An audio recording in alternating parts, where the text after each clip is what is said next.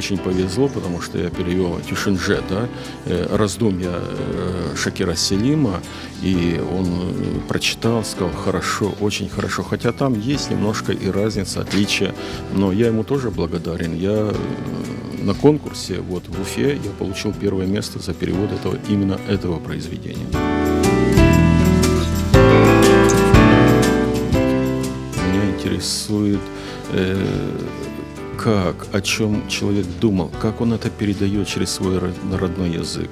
И вот, кстати, это стихи. А проза, вот, например, меня потрясла «Шибки Бектаре», «Волги красное течение», и я перевел на украинский язык, ибо это такое произведение, что я говорю, я когда переводил, я видел комнату, не комнату, я видел камеру, в которой он сидел. Просто я уже настолько был в этом образе.